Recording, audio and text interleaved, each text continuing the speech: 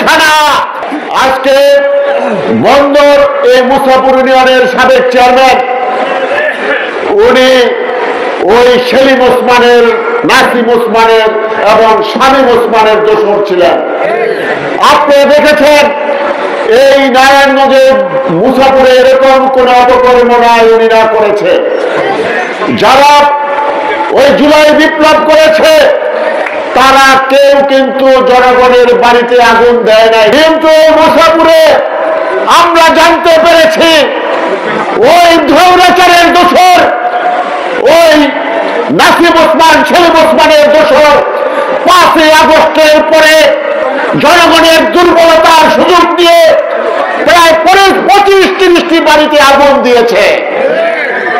আমরা এটার তীব্র নিন্দা জানাই। আমরা বলতে চাই, যাদের বাড়িতে আগুন দেওয়া হয়েছে, যাদের ক্ষতি করেছে, আপনি আমাদের সাথে যোগাযোগ করবেন, তাকে আইনের আওতায় আনা হবে। নির্বাচন করতে চায় এমপি হওয়ার খাস যাচ্ছে কোন সংঘাচারের দোষর, ওই শেখ হাসিনার দোষর এই বাংলার মাটিতে, বন্দরের মাটিতে স্থান নাই। তাদের স্থান হবে ওই জেলখানা। সময় সামনে আছে। সৌরাচারের দোসররা যারা আজকে চোখ রাঙানি দিচ্ছেন তাদের স্থান হবে জেলখানায়। আজকে মাকসুদ স্যারের বিরুদ্ধে অনেক বৈষম্য বিরোধী মামলা হয়েছে, সেই মামলায় আপনার স্থান হবে জেলখানা।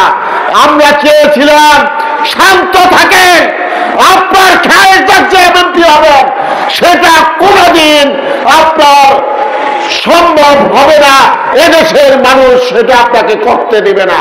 এই মাকসুদ সাহেব এই বন্দরের মানুষের সরলতার সুযোগ নিয়ে, মুসাপুরের মানুষের সরলতার সুযোগ নিয়ে গ্যাস সংযোগ দিবেন এই কথা বলে অনেক লোকের সাথে, অনেক বাসিন্দার কাছ থেকে, এই মুসাপুর বাসীর থেকে গ্যাস সংযোগের টাকা নিয়েছেন।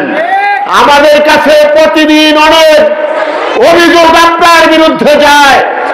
আমরা বলতে চাই যে যাদের টাকা নিয়েছেন সেই টাকা ফেরত দেন, অন্যথায় আমরা আপনার বিরুদ্ধে ব্যবস্থা নিতে বাধ্য হব।